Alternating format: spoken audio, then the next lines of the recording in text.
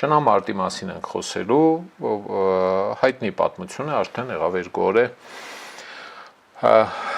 Շատերը սկսել են բարձրաձայն խոսել այս պատմության մասին, համանման դեպքերի մասին, հիշելով, իմանալով, որ այո, Հայաստանի տարբեր հատվածներում շուն կզվցնողներ կան, շնամարտ ասենք, շուն կզվցնողները շուն են կզվցնում, որտեղ համարում են, որ դա հայկական կամփր շնային ցեղատեսակի բնական պահանջն է, շները պիտի կզվեն, պիտի իրար ուտեն, կծոտեն, կզեն, նույնիսկ երբեմն սպանեն եւ սրա վրա խաղադրույքներ են արվում, ցանկապատը, որը երևում է կադրի մեջ, եռագույն է դու մի ասա, այդպես հա, կարմիր կապույտ նարնջի, կամ ուրիշ ներք չի եղել, այդ ներկերով է ներկած, հա, եւ շների կամ բնապահպան ասենք կամ շնասերների մի խումբ, փոքր խումբ, 4 հոգանոց կանանց խումբ գնացել է պահանջելով դադարեցնել այդ շնամարտը, հասկացնելով, որ դա նաև քրեորեն հետապնդելի արարք է կենդանիների նկատմամբ դաժան վերաբերմունքի համատեքստում եւ արժանացել էին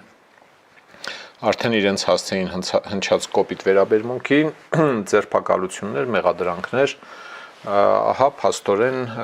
Սպիտակի ներքին գործերի նախարարության համապատասխան բաժանմունքը սկսել է զբաղվել այդ հարցով կանանց ահազանգից հետո։ Կարելի է կարծել, թե ոստիկանությունը տեղյակ չէ, թե ով կրպանում ծխախոտի տուփի մեջ քանի ծխախոտի կլանակ ունի, տեղյակ չեն խեղճերը, տեղյակ չեն, մինչև մարդիկ գնում բողոքում են, ասում են, ես ինչ տեղ է, ես ինչ հանցագործություն է տեղի ունենում, գնացեք տեր եղեք, հա։ Ահա այստեղ ներքին գործերի նախարարին ահագին ասելիք կա, հույս ունեմ, որ առաջիկայում հնարավորություն կլինի բացատրել, որ ներքին գործերի նախարարության գործը փողոցներից դիակ հավաքելը չէ,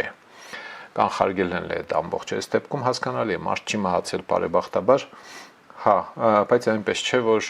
որևէ համայնքում շնամարտ լինի, շների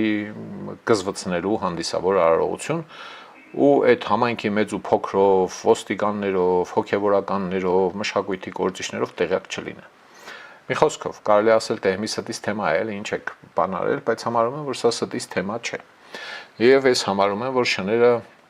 չեն ստեղծվել իրար ուտելու համար։ Սիրելի ժողովուրդ, խնդրում եմ լայքել եւ բաժանորդագրվել ալիքը։